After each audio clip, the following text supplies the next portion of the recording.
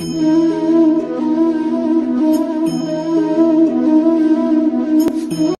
Students, બધા મજામાં? તબિયત પાણી લહેરમાં હશે બધાને? તો લાસ્ટ ટાઈમની જે ચર્ચા આપણે કરતા હતા, ક્વાર્ક્સના ટોટલ 6 પ્રકાર વિશે આપણે ચર્ચા કરેલી હતી: અપ, ડાઉન, ટોપ, બોટમ, સ્ટ્રેન્જ અને ચાર્મ. અને આપણે એવી ચર્ચા કરેલી હતી કે પ્રોટોન અને ન્યુટ્રોન છે એ ક્વાર્ક્સના બનેલા છે, એ ચર્ચા કરી ગયા છીએ આપણે. એ ચર્ચાને હવે આપણે આગળ વધારવી છે. પણ એ ચર્ચામાં હજી એક વસ્તુ એ બાકી રહી છે કે પ્રોટોન અને જે ન્યુટ્રોન છે એ ક્વાર્ક્સના બનેલા છે, સમજ્યા? પણ કેટલા ક્વાર્ક્સ થી એક પ્રોટોન બનેલો છે અને કેટલા ક્વાર્ક્સ થી એક ન્યુટ્રોન બનેલો છે, એ ચર્ચા હજી બાકી છે. એ ચર્ચા આપણે કરવાની છે. તો એના માટે આપણે સાથે સાથે એક જે દાખલો આપેલો છે સ્વાધ્યાયનો, એ પણ લઈ જ લઈએ અને એની ચર્ચા કરી લઈએ, એના સાથે આપણું કામ પૂરું થઈ જાય. રેડી? ચલો, હવે તમને તમારી સ્ક્રીન ઉપર જે આપણે સ્વાધ્યાયનો દાખલો કરવાનો છે એની તમને એક રકમ દેખાશે. હું ટેક્સ્ટ બુકમાંથી જોતો જાઉં છું. ઓકે, જોવો. દાખલા નંબર છે 1.31. જો વાંચો એટલે તમને બધી વસ્તુ સમજાઈ જશે. હવે એવું માનવામાં આવે છે કે પ્રોટોન અને ન્યુટ્રોન જે સામાન્ય દ્રવ્યના ન્યુક્લિયસોની રચના કરે છે. સિમ્પલ છે કે ન્યુક્લિયસની રચના કોણ કરે છે? પ્રોટોન અને ન્યુટ્રોન, તમે જાણો જ છો. બરોબર, રચના કરે છે. પોતે પણ ક્વાર્ક્સ તરીકે ઓળખાતા વધારે પ્રાથમિક એકમોના બનેલા છે. મતલબ કે પ્રોટોન અને ન્યુટ્રોન પોતે પણ ક્વાર્ક્સ તરીકે ઓળખાતા પ્રાથમિક કણોના બનેલા છે. રેડી? જે આપણે ચર્ચા કરી. એક પ્રોટોન અને એક ન્યુટ્રોન દરેક 3 ક્વાર્ક્સના બનેલા છે. યસ, આપણે હમણાં જે ચર્ચા કરતા હતા તે કે એક પ્રોટોન અને એક ન્યુટ્રોન સર કેટલા ક્વાર્ક્સના બનેલા હશે? તો આપણે ચર્ચા કરી કે એક પ્રોટોન, આમાં આપેલું છે કે એક પ્રોટોન 3 ક્વાર્ક્સનો અને એવી જ રીતે એક ન્યુટ્રોન 3 ક્વાર્ક્સનો બનેલો છે.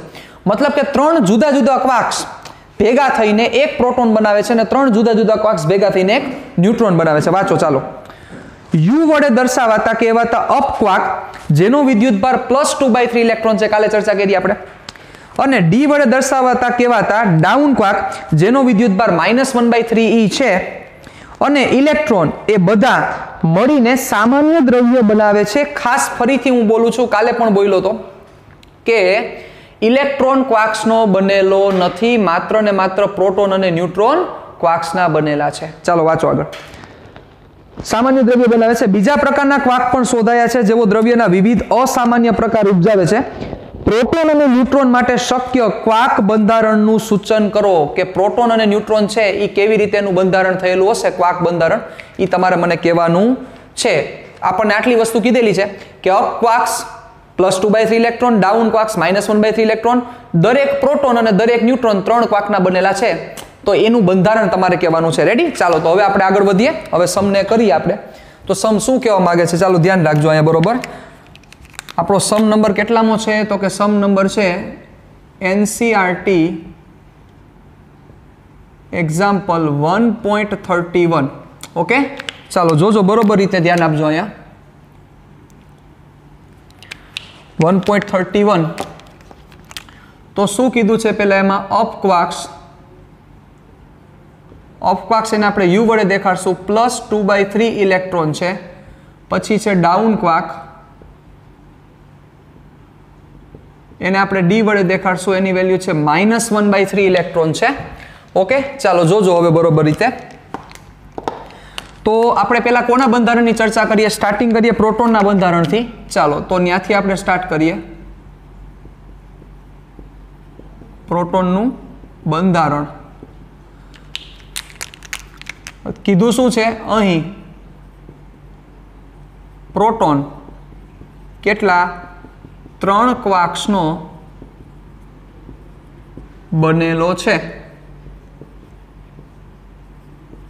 ચાલો, 3 ક્વાર્ક્સનો પ્રોટોન બનેલો છે એ આપણને ખબર છે. પણ મુદ્દો એ છે કે એમાં કેટલા અપ ક્વાર્ક્સ અને કેટલા ડાઉન ક્વાર્ક્સ આપણને ખબર નથી. એ આપણે ગોતવાના છે. નહીં, આપણું બંધારણ થઈ ગયું. તો ધારી લઈએ, ટોટલ તો 3 જ લેવાના છે, તમને ખબર પડી ગઈ. તો ધારી લઈએ સપોઝ x જેટલા અપ ક્વાર્ક્સ છે, તો 3 માંથી x જેટલા અપ ક્વાર્ક્સ હોય તો બાકીના કયા ક્વાર્ક્સ થશે? ડાઉન ક્વાર્ક્સ થશે. કારણ કે આપણને ખબર નથી, આપણને એવું નથી કીધું કે કયો ક્વાર્ક્સ લેવાનો છે, કેટલા કયા ક્વાર્ક્સ છે, એ તમને કીધેલું નથી. 1 મિનિટ પ્લીઝ. એ આપણને કીધેલું નથી, પણ એવું કીધેલું છે કે 3 ક્વાર્ક્સનો બનેલો છે તો કેટલા અપ અને કેટલા ડાઉન ખબર નથી, તો આપણે ધારી લઈએ, ધારો કે x જેટલા અપ ક્વાર્ક્સ છે તો જે બાકીના વધશે એ ક્યાં હશે? ડાઉન ક્વાર્ક્સ હશે. તો ધારી લઈએ આપણે, ચાલો ધારો કે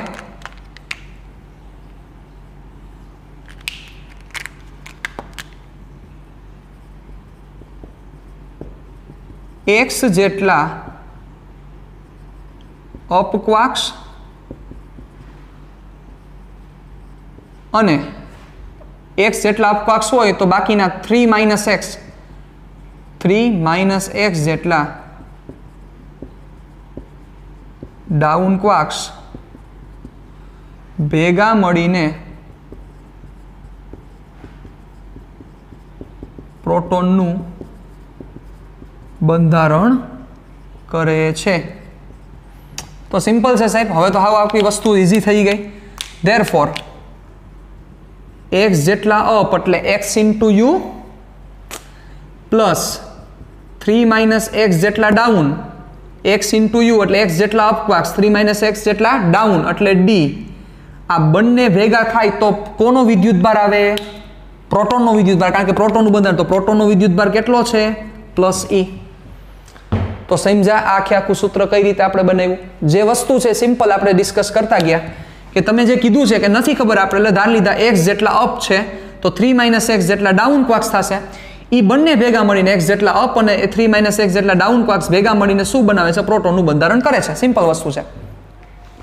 તો હવે આપણે જે ડિસ્કશન કરી તો કે સર x જેટલા અપ એટલે x ગુણ્યા u કરવું એટલે u નો વિદ્યુતભાર આવી જાય x ગુણ્યા u પ્લસ 3 x જેટલા d એટલે 3 x ગુણ્યા d કરી નાખી.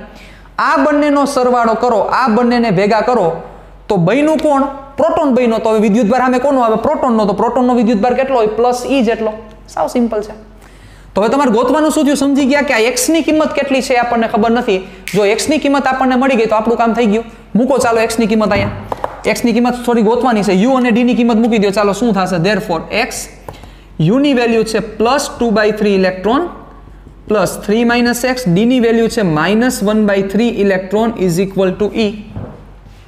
ડન. આગળ વધીએ. ચાલો હવે આપણે આપણી ડિસ્કશનને આગળ વધારીએ તો શું થશે? સિમ્પલ છે બચ્ચાઓ, જોવો જોઈએ. આની પાસે e છે, આની પાસે e છે અને સામે પણ e છે. તો આ બંને સ્ટેપમાંથી વચ્ચે પ્લસ છે, બંને સ્ટેપમાંથી હું e કોમન કાઢી લઉં અને સામેનો e શું કરી નાખીએ? આપણે ઉડાડી નાખીએ. ધ્યાન રાખજો. તો શું થશે? અથવા તમને થોડુંક જો અઘરું પડતું હોય તો અહીંથી હું e કોમન કાઢું છું, એક સ્ટેપ વધારું છું. તમે સ્ટેપ કાપી શકો છો જો તમને ઇઝી રીતે હેન્ડલ કરી શકો છો. 2/3 x ને આપણે અંદર આપી દીધા. રેડી? ચાલો 2/3 x e કોમન કાઢ્યું છે પ્લસ વાસુ વધ્યું છે 3 x. હવે અહીંયાથી e કોમન કાઢી દો શું વધશે? -1/3 is equal to plus e. ચાલો આ e અને આ e કટ, e એકુ e એટલે અહીંયા 1 આવી જશે. ચાલો જોજો. સાથે સાથે જોવો બંનેના છેદમાં 3 છે. જોવો અહીંયા 3 છે ને અહીંયા 3 છે. તો e છેદનો 3 એક્ઝેક્ટ સીધો સામે આપણે જવા દઈએ તો શું થશે? વિચારો જોઈએ. ધેરફોર 2x પ્લસ 3 x અહીંયા ખાલી શું વધશે? -1. બંનેના છેદમાં 3 છે ઇઝ ઇક્વલ ટુ 1. એક સ્ટેપ હજી વધારું છું, બરોબર? કારણ કે તમારી કેટલી સ્પીડ છે એના ઉપર આધાર રાખે છે કેટલા સ્ટેપ કાપી શકો, બરોબર? તમે અહીંથી પણ ડાયરેક્ટ હવેનું જે સ્ટેપ લખું છું આ 2 સ્ટેપ કાપીને તમે સીધું અહીંથી આ સ્ટેપ પણ લખી શકો, પણ તમારી રીતની સ્પીડ હોવી જોઈએ. ઓકે ચાલો. પણ અત્યારે હું સ્ટેપ વધારું છું. તગડો જવા દઈએ તો શું થશે? 2x plus 3 x. હવે -1 બચાવ અંદર ગુણી દો એટલે આપણું કામ થઈ જાય. ચાલો આપણે એક કામ કરી નાખીએ. જો થોડુંક હજી સ્ટેપ વધારવું હોય તો આ માઇનસને આપણે અહીંયા દઈ દઈએ તો શું થશે? આ માઇનસ થઈ જાય. ચાલો ઇઝ ઇક્વલ ટુ આ જે નીચેનો છેદમાં તગડો છે એ સામે વહી જશે એટલે 3. ચાલો માઇનસ અંદર આપો. 2x -3 plus x is equal to 3. -3 સામે જવા દો એટલે અહીંયા +3 થઈ જશે. 3 ને 3 6. 2x પ્લસ x એટલે 3x is equal to 6. x is equal to 2. મતલબ કે x બરાબર કેટલા કરવાના છે તમારે? 2. તો એનો મિનિંગ અપક્વાર્ક્સ આપણે કેટલા ધાર્યા હતા? અપક્વાર્ક્સ ધાર્યા હતા આપણે x જેટલા. તો કેટલા અપક્વાર્ક્સ છે? 2 અપક્વાર્ક્સ. તો ડાઉન ક્વાર્ક કેટલા રહ્યા? ટોટલ 3 છે. 2 અપ હોય તો ડાઉન કેટલા થાય? 1 થાય. તો સિમ્પલ છે. હવે આપણે પ્રોટોનનું બંધારણ કરીએ તો શું થાય? પ્રોટોનનું બંધારણ શું થશે તો કે પ્રોટોનનું બંધારણ થાય 2 અપ 1 ડાઉન એટલે UUD પ્રકારનું બંધારણ થાય. કયું બંધારણ થાય? UUD. રેડી? એટલે 2 અપ ક્વાર્ક્સ અને 1 ડાઉન ક્વાર્ક્સ ભેગા મળીને શું બનાવે છે? પ્રોટોન બનાવે છે. આવી જ રીતે આપણે કોનું બંધારણ કરવાનું છે? ન્યુટ્રોનનું બંધારણ. ચાલો કરો, શું થશે? બહુ સિમ્પલ વસ્તુ છે. ચાલો હવે ન્યુટ્રોનનું બંધારણ. ન્યુટ્રોનનું બંધારણ. ચાલો તો ન્યુટ્રોન કેટલા ક્વાર્ક્સનો? બધું કોપી. 3 ક્વાર્ક્સનો બનેલો છે. ઓકે, ધારો કે કેટલા ક્વાર્ક્સ? સિમ્પલ, બધું કોપી જ લખવાનું છે. એટલે આ આખી લાઈન તમે અહીંયા કોપી મારી દેજો. પણ ફેર એટલો કરી નાખવાનો, પ્રોટોનની જગ્યાએ શું લખવાનું છે? ન્યુટ્રોન. ચાલો હું એના પછીનું સ્ટેપ કરું છું. x × u plus 3 - x × d is equal to અહીંયા શું મૂકવું પડશે? અહીંયા પ્રોટોનનો વિદ્યુત બંધારણ હતું એટલે પ્રોટોનનો વિદ્યુત ભાર. હવે ન્યુટ્રોનનું બંધારણ છે તો કમ્પલસરી 0 મૂકવો પડશે. સિમ્પલ છે. ચાલો વધી જાવ આગળ. x plus 2/3 electron plus 3 - x - 1/3 electron is equal to 0. હવે ચાલો બેટા હું સ્ટેપ કાપું છું. e અહીંથી કોમન કાઢી લો બેમાંથી અને સામે જવા દો તો એ શું થઈ જશે? કટ થઈ જશે. ચાલો હવે વધઘટ શું રહેશે જોવો જોઈએ. શું રહેશે વધઘટ? વિચારીને મને જવાબ દેજો.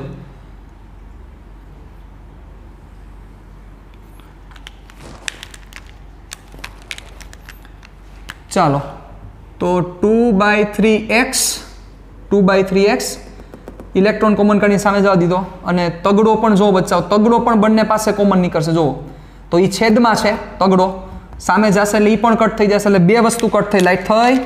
ઈ છે એ અંશમાંથી કોમન કાઢ્યો, સામે જશે એટલે ઈ કટ થયો. તગડો છેદમાંથી કોમન કાઢ્યો, ઈ સામે જશે એટલે 0 છે એટલે કટ થઈ જશે. તો શું વધ્યું જોવો. ચાલો તો એનો મતલબ અહીંથી તગડો કાઢી નાખવો પડશે મારે. તો કે હા, તગડો કાઢવો પડશે એટલે થશે 2x. ચાલો પ્લસ 3 - x અહીંયા શું આવશે? ખાલી -1 ઇઝ ઇક્વલ ટુ 0. ચાલો આપી દો અંદર 2x, -1 અંદર આપી દો -3 plus x is equal to 0. 2x plus x 3x is equal to -3 સામે જશે એટલે +3 x ઇઝ ઇક્વલ ટુ 1. બહુ સિમ્પલ વસ્તુ છે. તો મતલબ કેટલા અપ ક્વાર્ક્સ ન્યુટ્રોનના બંધારણ માટે?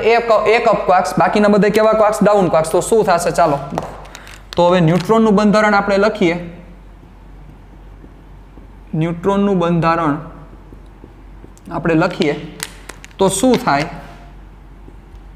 એક અપ બાકીના 2 ડાઉન એટલે UDD પ્રકારનું બંધારણ ન્યુટ્રોનનું થશે. કેવું બંધારણ થશે? UDD. હવે આ જે સમ આપણે કર્યો છે એ તમે તમારી ફેરબુકમાં લખવાનો છે. ટોટલ 2 ફેરબુક બનાવવાની થશે. એક ફેરબુકમાં ખાલી થિયરી આવશે ને એક ફેરબુકમાં માત્ર ને માત્ર દાખલા આવશે. એમાં સ્વાધ્યાયના દાખલા આવી જશે, ઉદાહરણના દાખલા આવી જશે, પછી આપણે જે એક્સ્ટ્રા સમ હું તમને કરાવીશ એ બધું એમાં આવશે. પછી તમને જે JEE નીટના સમ કરાવું એ પણ દાખલાની બુકમાં આવશે. થિયરીની બુકમાં માત્ર ને માત્ર તમારે થિયરી જ લખવાની છે, બીજું કાંઈ લખવાનું નથી. અને દાખલાની બુકમાં બધા દાખલા તમારે લખતા જવાના છે એક પછી એક. અહીંયા જે છે એક્ઝામ્પલ એટલે સ્વાધ્યાયનો દાખલો થયો 1.31 તો 1.31 થી નોટ કરીને સીધું ચાલુ કરી દેવાનું છે. આ રીતના પરફેક્ટ રીતે લખવું પડશે કારણ કે રાઇટિંગના માર્ક્સ છે એટલે તમે એમાં જો લોચા મારશો રાઇટિંગમાં તો પ્રશ્ન થશે. એટલે રાઇટિંગમાં ખાસ ધ્યાન આપવું પડશે. ઓકે, તો 1.31 માં આપણો દાખલો હતો. ડન. હવે આપણી જે લાસ્ટ ટાઈમની જે ડિસ્કશન હતી Q is equal to NE, ready? A discussion હવે થોડીક આગળ વધારીએ. એમાં જે થોડીક ડિસ્કશન છે એ ડિસ્કશન કરીએ પછી આપણે ઉદાહરણ નંબર 1 અને ઉદાહરણ નંબર 2 તરફ થોડાક આગળ વધી જઈએ. ચાલો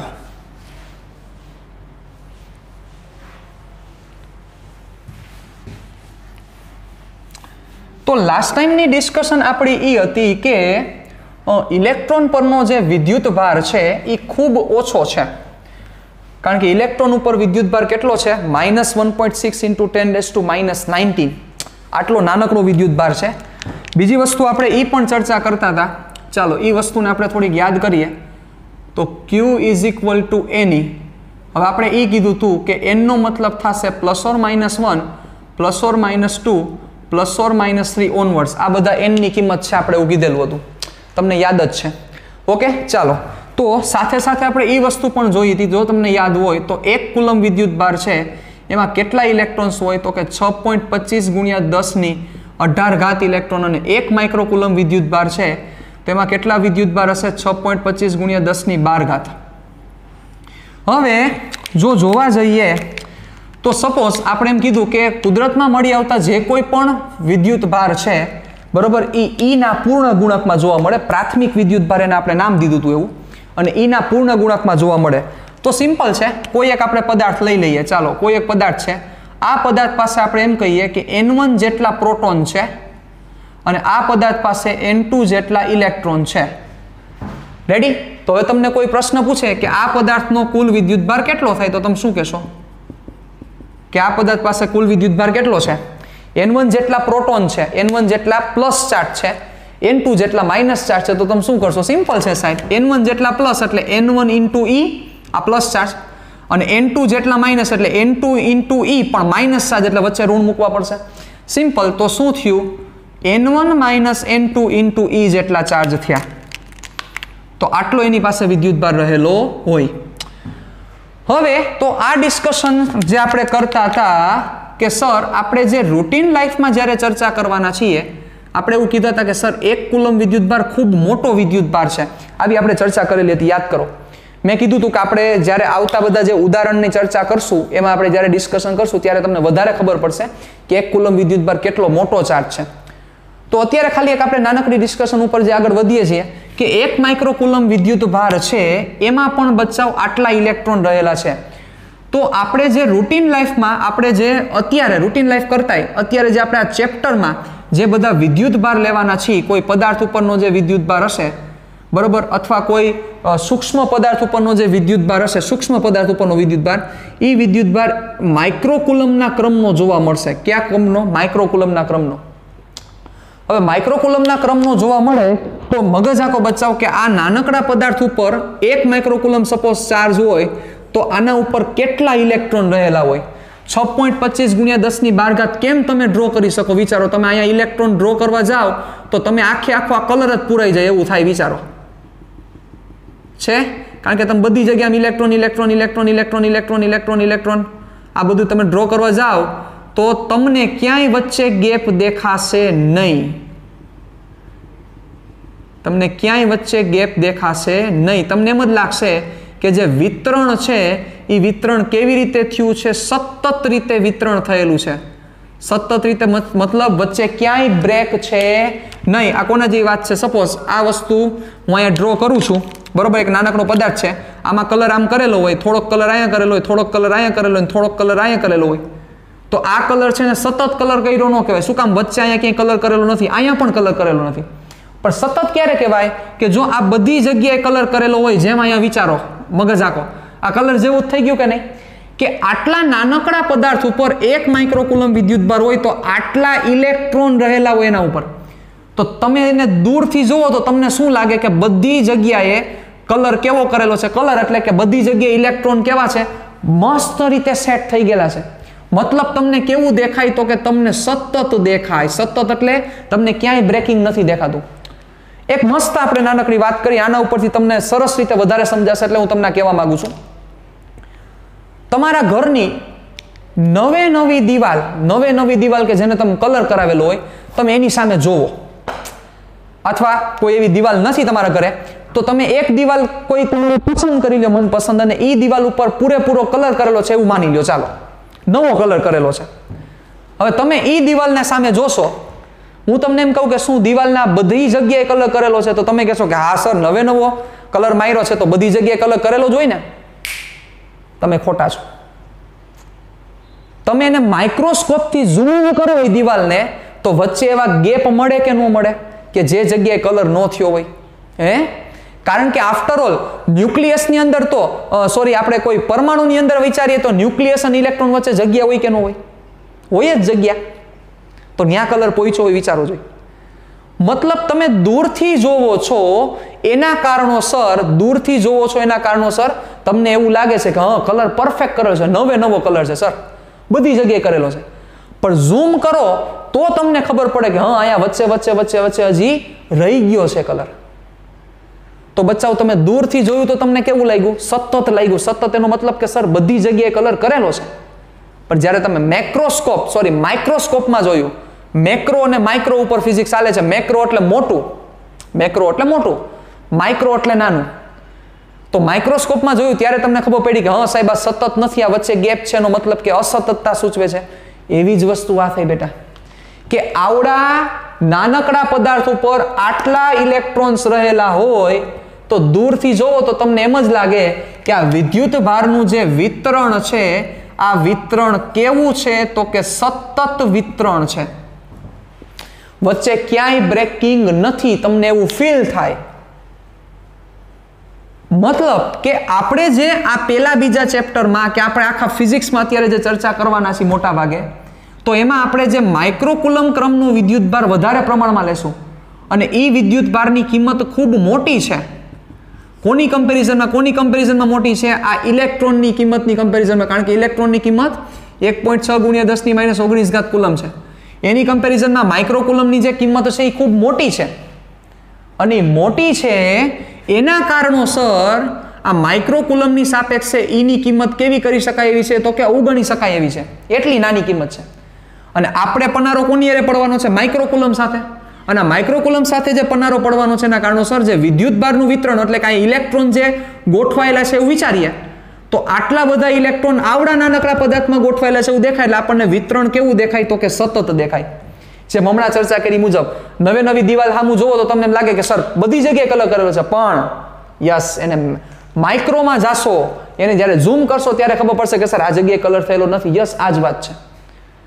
એ જ વસ્તુ શું સૂચવે છે કે સમજો તમે, આ એક બહુ લોજિકલ ડિસ્કશન છે, સમજવા જેવી વાત છે કે કોઈ એક આ રેખા છે, ઓકે, આ રેખા ને મેં વચ્ચેથી નાનકડી એક ખાલી આમ ત્રુટક રેખા કરેલી છે, સાવ નાનકડો આમ પાર્ટ પાડેલો છે.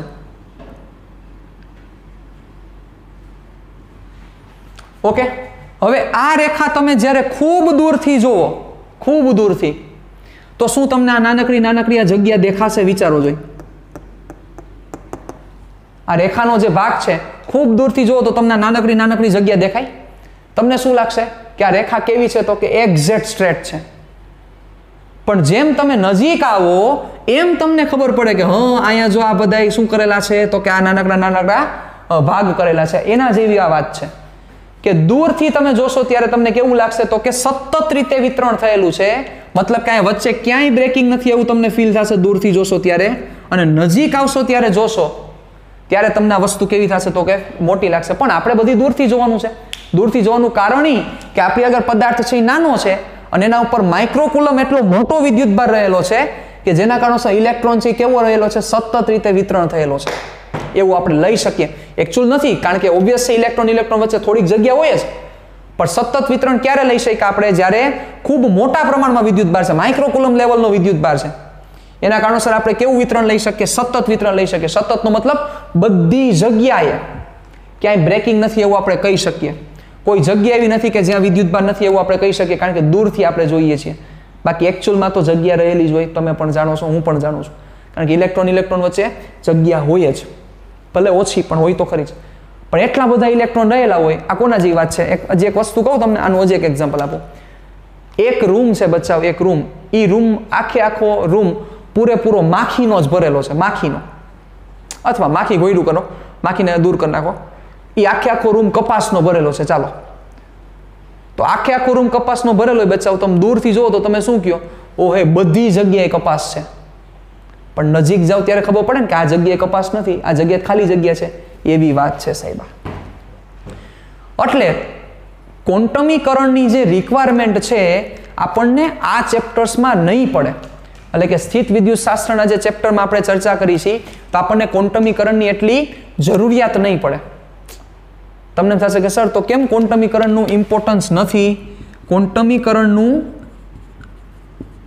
મહત્વ આપણે આમાં રહેતું નથી. શું કામ? તો કે ક્વોન્ટમીકરણમાં નાના વિદ્યુતભાર ઉપર બહુ મહત્વ ધરાવે છે. નાનો વિદ્યુતભાર એટલે કોણ? તો કે ઈ ઉપરની મહત્વતા વધારે છે ક્વોન્ટમીકરણમાં. પણ હવે આમાંથી વિચારો, એક સિમ્પલ તમને પ્રશ્ન પૂછું. આ એક માઇક્રોકુલમ વિદ્યુતભાર છે, આમાંથી એકાદો ઇલેક્ટ્રોન નીકળી જાય તો ફેર પડે? કેટલા રહેલા છે જુઓ, 10⁻12 ઇલેક્ટ્રોન અહીંયા રહેલા હોય, એકાદો ઇલેક્ટ્રોન નીકળી જાય તો ફેર પડે? તમે કહેશો કે સર ફેર પડે. હા, હું એમ કહું છું કે ફેર પડે, પણ એ ફેર અવગણી શકાય એવો ફેર પડે, એટલો નાનો ફેર પડે કે જેના કારણોસર એ ફેરની કોઈ લાંબી કોઈ ઇમ્પોર્ટન્સ રહેતી નથી, એ ફેરની કોઈ લાંબી મહત્વતા રહેતી નથી, જે હું તમને કહેવા માંગુ છું. સમજો છો મારી વાત તમે? તો હવે એક ઇલેક્ટ્રોન અહીંથી નીકળી ગયો તો બચાવ 10⁻12 ઇલેક્ટ્રોન હોય એમાંથી એક ઇલેક્ટ્રોન નીકળી જાય તો કાંઈ ફેર નથી પડતો, એટલે કે ન્યા ક્વોન્ટમીકરણની એવડી કોઈ ઇમ્પોર્ટન્સ રહેતી નથી. એક ઇલેક્ટ્રોન નીકળી જાય તો ફેર કેટલો પડે એ વિચારો જોઈએ. કાંઈ ફેર ન પડે બચાવ એટલો, એટલે ક્વોન્ટમીકરણની મહત્વતા નથી. પણ એની જગ્યાએ તમે 10 ઇલેક્ટ્રોન આરે રમતા હોય તો ખાલી 10 જ ઇલેક્ટ્રોન હોય અને એમાંથી એકાદો ઇલેક્ટ્રોન નીકળી જાય, હા તો ફેર પડે છે. તો ન્યા ક્વોન્ટમીકરણની મહત્વતા છે, કારણ કે જે કિંમત છે એ કિંમત બહુ નાની છે, બહુ નાની કિંમત છે, સમજો. પણ આપણે તો જે આ ચેપ્ટરમાં ચર્ચા કરવાના છીએ તો માઇક્રોકુલમ લેવલની ડિસ્કશન છે. અને એ માઇક્રોકુલમમાં કેટલા વિદ્યુતભાર આવેલા હોય, કેટલો ઇલેક્ટ્રોન આવેલો હોય, આટલા મોટા ઇલેક્ટ્રોન આવેલા, આટલા મોટા નંબરના ઇલેક્ટ્રોન આવેલા હોય. જેના કારણોસર જે હું તમને સમજાવવા માંગુ છું કે જે આપણે સમજવા જેવી વાત છે કે આ બહુ મોટા વિદ્યુતભાર આવેલા છે, જેના કારણોસર એકાદો ઇલેક્ટ્રોન નીકળે કે 10 ઇલેક્ટ્રોન નીકળે તોય ફેર ન પડે, 10⁻12 એટલે કેટલી વેલ્યુ થાય. હવે આનું એક હજી એક એક્ઝામ્પલ આપું કે જેનાથી તમને પરફેક્ટ ક્લિયર થાય, તમને ક્યાંય પ્રશ્ન જ ન રહે એવું તમને એક એક્ઝામ્પલ આપું. તો વિચારો, એક કામ કરવાનું છે, એક મસ્ત કાર્ય કરવાનું છે, એના માટે 100 વ્યક્તિ નિમેલા છે. કેટલા વ્યક્તિ? 100 વ્યક્તિ. હવે એ 100 વ્યક્તિમાંથી એકાદો વ્યક્તિ ખઈડો તો ફેર પડે? હા, ફેર તો પડે. પણ એ ફેર કેવો પડે તો કે અવગણી શકાય એવો ફેર પડે. એ ફેરની કોઈ એવી કોઈ મોટી ઇમ્પોર્ટન્સ નથી. પણ બચ્ચા એ જ કામ કરવા માટે ખાલી 3 જણા હોય ને એમાંથી એક નીકળી જાય તો મોટો ફેર પડે. યસ, હું એમ કહું છું કે આપણે જે બધા વિદ્યુતભાર લેવાના છીએ, જે માઇક્રોકુલમ લેવલની જે આપણે ચર્ચા કરવાના છીએ, એ વિદ્યુતભારની કિંમત બહુ વધારે છે. કોની કમ્પેરિઝનમાં? ઈની કમ્પેરિઝનમાં. એકાદો ઇલેક્ટ્રોન નીકળે તો પણ કાંઈ ફેર પડતો નથી. આના કારણોસર સ્ટેટિક ઇલેક્ટ્રિસિટીમાં એટલે કે સ્થિત વિદ્યુત શાસ્ત્રમાં ક્વોન્ટમીકરણની કોઈ મહત્વતા રહેતી નથી. ક્વોન્ટમીકરણની મહત્વતા ખૂબ જ ઘટી જાય છે. પણ હવે તમે ખૂબ નાના વિદ્યુતભાર ઉપર ચર્ચા કરતા હોય, તમારે 5 જ ઇલેક્ટ્રોન ને એની ચર્ચા થતી હોય, એકાદો ઇલેક્ટ્રોન નીકળી જાય તો ફેર પડે છે સાહેબ, કારણ કે 5 માંથી એક નીકળે. આ તો 10⁻12 છે સાહેબ, આ તો માઇક્રોકુલમ, આ તો એક માઇક્રોકુલમ. હજી ઊંચા વિદ્યુતભાર આવે, મિલીકુલમ લેવલના પણ વિદ્યુતભાર આવે, તો એમાં એકાદા ઇલેક્ટ્રોન આગા પાછા થાય તો લાંબો કાંઈ ફેર પડતો નથી. ફેર પડે પણ એ ફેર અવગણી શકાય એવો પડે છે. આના કારણોસર કે સ્થિત વિદ્યુત શાસ્ત્રમાં ક્વોન્ટમીકરણની કોઈ લાંબી ઇમ્પોર્ટન્સ નથી, જે હું તમને સમજાવવા માંગુ છું. ક્લિયર? Got it? ડન? વધીએ આગળ. ચાલો હવે આપણે આજના સેશનને પૂરો કરીએ એ પહેલા એક નાનકડો સમ કરવો છે કે જે સમનું નામ છે ઉદાહરણ નંબર 1. ઓકે, ઉદાહરણ નંબર 1 ની ચર્ચા કરી લઈએ આપણે. તમારે એક વસ્તુ કરવી પડશે, તમારે હવે કેલ્ક્યુલેટર તમારી સાથે રાખવું પડશે, કારણ કે હું તો અહીંયા કંઈ કેલ્ક્યુલેટરથી નહીં કરું. કેલ્ક્યુલેટરથી વર્કિંગ તો તમારે જ કરવાનું રહેશે, બરોબર? એ કેલ્ક્યુલેટર તમારે સાથે રાખવું પડશે. હું તમને બધા સ્ટેપ મૂકી દઈશ, બધી વેલ્યુઝ પુટ કરી દઈશ, જવાબ તમારે લઈ આવવાનો છે. ઓકે, ચાલો. તો આપણું જે ઉદાહરણ નંબર 1 છે, જેની રકમ પણ તમને તમારી સ્ક્રીન ઉપર દેખાશે. સોરી, 1.1 તો કરી ગયા નહીં આપણે, ધાતુના ગોળાને સ્પર્શાવીને એ કરી ગયા આપણે. ચાલો એના પછીનું ઉદાહરણ, ઉદાહરણ નંબર 1.2. યસ, એક પદાર્થમાંથી બીજા પદાર્થમાં દર સેકન્ડે 10⁹ ઇલેક્ટ્રોન જતા હોય તો બીજા પદાર્થ પર કુલ 1 કુલમ વિદ્યુતભાર થવા માટે કેટલો સમય લાગશે? વાંચો પ્રશ્નને ફરીથી. એ પ્રશ્ન હું ન્યા જ રહેવા દઈશ એટલે તમને પરફેક્ટ જ્યાં સુધી સમજાય નહીં ત્યાં સુધી તમે જોઈ શકો. એક પદાર્થમાંથી બીજા પદાર્થમાં દર સેકન્ડે એટલે કે હર એક સેકન્ડે 10⁹ ઇલેક્ટ્રોન જાય છે એક પદાર્થમાંથી બીજા પદાર્થમાં દર સેકન્ડે. આ એક સમજી લો પદાર્થ છે, હમણાં હું ડ્રો કરીશ પણ આ કલ્પના કરો સાહેબ તો મજા આવશે. એક પદાર્થ, આ બીજો પદાર્થ, આ એક પદાર્થમાંથી બીજા પદાર્થમાં દર સેકન્ડે 10⁹ ઇલેક્ટ્રોન ટ્રાન્સફર થાય. અહીંથી 10⁹ ઇલેક્ટ્રોન અહીંયા જાય દર સેકન્ડે. 1 સેકન્ડ ગઈ એટલે 10⁹ ઇલેક્ટ્રોન અહીંયા, પાછી 1 સેકન્ડ ગઈ 10⁹ ઇલેક્ટ્રોન અહીંયા, પાછી 1 સેકન્ડ ગઈ 10⁹ ઇલેક્ટ્રોન અહીંયા, આવું થાય છે. ઓકે, તો બીજા પદાર્થ ઉપર યસ એટલે બીજા પદાર્થ ઉપર 1 કુલમ વિદ્યુતભાર જમા થવા માટે કુલ 1 કુલમ વિદ્યુતભાર જમા થવા માટે કેટલો સમય લાગશે? મતલબ કે દર સેકન્ડ અહીંથી 10⁹ ટ્રાન્સફર થાય તો 1 કુલમ ભેગો થવા માટે કેટલો સમય લાગે? આવો પ્રશ્ન તમને પૂછેલો છે સાહેબ. છે ને જમાવટવાળી ડિસ્કશન? તમને થશે કે સર હવે આવો પ્રશ્ન શું પૂછ્યો છે? આ પ્રશ્નનું મહત્વ ઈ છે કે 1 કુલમ વિદ્યુતભાર કેટલો મોટો છે ને ઈ તમને ખબર પડશે બચ્ચાઓ. 10⁹ ઇલેક્ટ્રોન એટલે 1 અબજ ઇલેક્ટ્રોન થાય. 10⁷ એટલે કરોડ. એટલે દર સેકન્ડે 1 અબજ ઇલેક્ટ્રોન ટ્રાન્સફર થાય. તેમ છતાં 1 કુલમ વિદ્યુતભાર જમા થવા માટે કેટલો સમય લાગશે ને તમે ગણશો એટલે તમને ખબર પડશે. અને એના ઉપરથી તમને ઈ લાઈટ થશે કે 1 કુલમ વિદ્યુતભાર મોટો કેવડો છે. ક્લિયર? ચાલો તો પહેલા એ વસ્તુને આપણે સમજી લઈએ. NCERT ઉદાહરણને ઇંગ્લિશમાં કહેવાય ઇલસ્ટ્રેશન 1.2. રેડી? એટલે ઘણીવાર આવું લખેલું હોય તો પણ તમારે સમજી જવું કે આનો મતલબ ઉદાહરણ થાય. રેડી? જાણકાર બચ્ચાઓ છો બધા. ચાલો આ એક પદાર્થ, આ પદાર્થ 1 અને આ પદાર્થ 2. ચાલો એક પદાર્થમાંથી બીજા પદાર્થમાં દર સેકન્ડે 10⁹ ઇલેક્ટ્રોન ટ્રાન્સફર થાય છે. તો સિમ્પલ છે બચ્ચાઓ, આમ લોજિક હકાય. 1 સેકન્ડ જશે એટલે આના ઉપર 10⁹ જેટલો ઋણ વિદ્યુતભાર આવી જશે. 10⁹ ઇલેક્ટ્રોન જેટલો. કારણ કે એક ઇલેક્ટ્રોન અહીંથી ટ્રાન્સફર થાય બેટા, આમ વિચારાય. 1 ઇલેક્ટ્રોન અહીંથી ટ્રાન્સફર થાય તો કેટલો વિદ્યુતભાર, ઋણ વિદ્યુતભાર? -1.6 × 10⁻19 આવે. પણ 10⁹ ઇલેક્ટ્રોન ટ્રાન્સફર થાય તો શું કરવું પડે? 1 ઇલેક્ટ્રોન આટલા થાય તો 10⁹ ઇલેક્ટ્રોન અહીં ટ્રાન્સફર થાય તો કેટલા થાય? 10⁹ ગુણ્યા -1.6 × 10⁻19. સિમ્પલ. મતલબ 1 સેકન્ડ જશે ત્યાં અહીંથી 10⁹ ઇલેક્ટ્રોન અહીંયા ટ્રાન્સફર થઈ જાય તો આના ઉપર 10⁹ ઇલેક્ટ્રોનનો ઋણ વિદ્યુતભાર 10⁹ ઇલેક્ટ્રોનનો ઋણ વિદ્યુતભાર 1 સેકન્ડ પછી આવી જાય. સિમ્પલ વસ્તુ છે, સાવ લોજિકલ વાત છે. તો પેલા ઈ ગોતી લેવાય કે 1 સેકન્ડ બાદ 1 સેકન્ડમાં આના ઉપર વિદ્યુતભાર કેટલો આવે છે. તમને પ્રશ્ન એવો પૂછ્યો છે કે 1 કુલમ જમા થવા કેટલો સમય લાગે.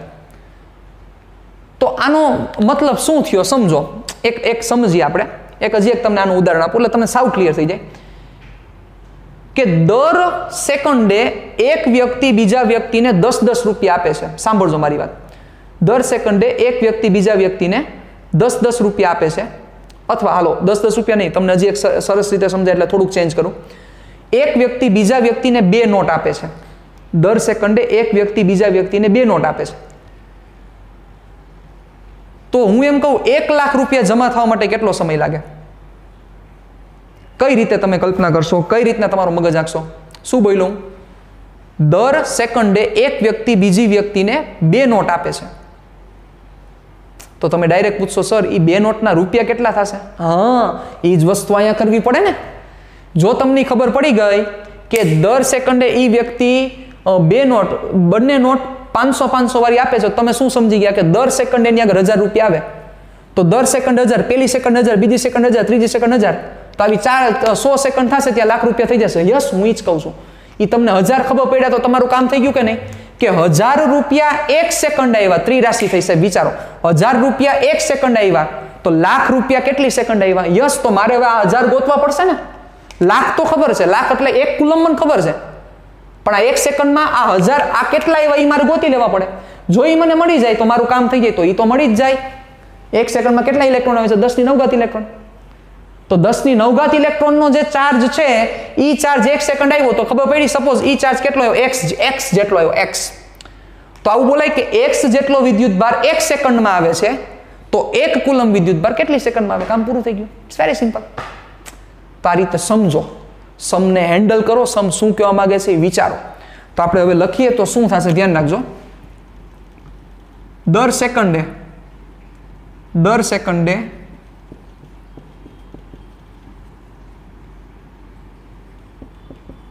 પદાર્થ 2 ને મળતો વિદ્યુતભાર કેટલો થશે? 10⁹ ઇલેક્ટ્રોનનો ચાર્જ એટલે માઇનસ આપણે ઈ કરી નાખ્યા. ઓકે, તો -10⁹ ઈની વેલ્યુ છે 1.6 × 10⁻19. જો અહીંયા માઇનસ મૂકી દીધા વળી પાછા માઇનસ નો મૂકતા. ઓકે, ચાલો તો -10⁹ આ 10⁻19. જોજો સાહેબ, આ આખા સેમેસ્ટરમાં એટલે કે આખા 12થમાં ઘાત સાથે તમારો બહુ સંબંધ છે એટલે ઘાતમાં કાંઈ મિસ્ટેક ન થાય ધ્યાન રાખજો ચાલો એટલે પેલા -1.6 10 આ 9 છે આ -19 છે તો જરાય મૂંઝાવું નહીં 9 - 19 આમ કરી લેવું આપણે કાંઈ એમાં નાના નથી થઈ જતા કેટલા થયા તો કે -10 એટલે 10 ની -10 ઓકે એટલે કેટલો વિદ્યુતભાર આવે છે -1.6 ગુણ્યા 10 ની -10 ઘાત કુલમ પર સેકન્ડ એટલે દર સેકન્ડ આટલો વિદ્યુતભાર આવે છે તો હવે તમારે શું કરવાનું છે 1 કુલમ વિદ્યુતભાર જમા થવા માટે કેટલો સમય લાગે તો ઓલા 1000 મળી ગયા એ 1000 ની કિંમત આ રહી તમારી સામે પડેલી છે તો તમારે શું ગોતવાની છે 1 કુલમ થવા માટે કેટલો સમય તો શું કરશો સાવ સિમ્પલ વસ્તુ છે ચાલો હવે આખો લોજિક તો શું થશે હવે આપણે વેલ્યુમાં જઈ છીએ બેટા કારણ કે 1 કુલમ વેલ્યુ લેવાની છે એટલે માઈનસ આપણે લેતા નથી 1.6 ગુણ્યા 10 ની -10 ઘાત કુલમ વિદ્યુતભાર 1 સેકન્ડમાં જમા થાય ચાલો માઈનસ લો તો કંઈ પ્રશ્ન નથી મને તો -1 કુલમ વિદ્યુતભાર કેટલી સેકન્ડમાં જમા થાય નથી ખબર t જેટલી સેકન્ડમાં જમા થાય કેટલી સેકન્ડમાં t જેટલી સેકન્ડમાં આપણને ખબર નથી તો ગોતવાનું છે ચાલો તો ગુણી નાખો તો શું થશે -1 કુલમ ઇન્ટુ સેકન્ડ એ આપણે એકમના સરવાળા એકમના ગુણાકાર કરવા નથી -1 into 1 divided by -1.6 into 10⁻⁻10 minus minus plus ચાલો 1 ભાગ્યા 10 ની -10 ઉપર આવશે એટલે +10 1 ભાગ્યા 1.6 યાદ કરો કાલે જ ચર્ચા કરી 0.625 બાકી કેલ્સી લઈને તમે બેસી શકો છો 10 ની 10 ઘાત તો t is equal to 6.25 into 10⁻9 second આટલી સેકન્ડ લાગે સાહેબ કેટલી સેકન્ડ 6.25 ગુણ્યા 10 ની 9 ઘાત સેકન્ડ આમાં હજી નહીં સમજાય તમને આમાં હજી તમને પરફેક્ટ ક્લિયર નહીં થાય યરમાં કન્વર્ટ કરી નાખો યર એટલે વર્ષમાં કન્વર્ટ કરો વર્ષમાં કન્વર્ટ કરશો એટલે તમને પરફેક્ટ સમજાશે કે આ કેટલો મોટો વિદ્યુતભાર છે સાહેબ હાલો તો વર્ષનું અને સેકન્ડનું કન્વર્ઝન તમને ખબર છે 1 યર ઇઝ ઇક્વલ ટુ યાદ રાખજો 3.154 ઇન્ટુ 10⁻7 સેકન્ડ એક વર્ષ બરાબર 3.154 ગુણ્યા 10 ની 7 ઘાત સેકન્ડ એમાં કઈ નવીન મેં કઈ એમાં બાણ નથી છોડ્યું એક વર્ષ એટલે 365 દિવસ એને ગુણ્યા એની 24 કલાક અને 24 કલાક 1 કલાકની 3600 સેકન્ડ આ કરો એટલે આ જ વેલ્યુ આવશે આની આસપાસ જ આવશે રેડી એમાં કઈ નવીન વસ્તુ નથી પણ આ વસ્તુ હવે યાદ રાખવી પડશે કારણ કે ઘણી બધી જગ્યાએ તમારે સેકન્ડમાંથી વર્ષમાં કન્વર્ટ કરવું પડશે તો પછી તમે હર વખતે આવું કરવા બેસો તો ટાઈમ નો રહે આપણી પાસે એટલે ખાસ આ વસ્તુ યાદ રાખજો કે 1 year is equal to 3.154 into 10⁻7 second તો તમારે અહીંથી એક સેકન્ડને કરતા કરવાની છે કારણ કે સેકન્ડમાંથી વર્ષમાં જવું છે તો સેકન્ડને કરતા કરી દો therefore 1 second is equal to આ ક્યાં આવી જશે છેદમાં સમજો છો ને 1 સેકન્ડ આ છેદમાં એટલે 1/3.154 ઇન્ટુ 10⁻7 યર મતલબ 1 સેકન્ડની જગ્યાએ હું આ લખી શકું છું લખવા ચાલો 1 સેકન્ડની જગ્યાએ કેલ્સી હાઈરે રાખજો બચાવ કારણ કે મારી પાસે કેલ્સી નથી એટલે કેલ્ક્યુલેશન તમારે જ કરવાની છે 6.25 into 10⁻9 divided by 3.154 into 10⁻7 year આ તમે કેલ્ક્યુલેશન પૂરી કરશો એટલે અંદાજે 198 વર્ષ આવશે બેટા અંદાજે કહું છું થોડુંક આગું પાછું હશે એપ્રોક્સિમેટ લખેલું છે જો મેં ઇક્વલ નથી એપ્રોક્સિમેટ છે ઓલમોસ્ટ ઇક્વલ કહી શકાય 198 વર્ષ આવશે 198.28 સમથિંગ જેવો તમારો કંઈક આન્સર હોવો જોઈએ એમાં થોડુંક વેરિએશન હોઈ શકે કારણ કે આમાં વેલ્યુ તમે મૂકો છો એ પ્રમાણે આધાર રાખે એટલે એમાં કંઈ જરાય મૂંઝાવાનું નહીં 198 વર્ષ મગજ આખો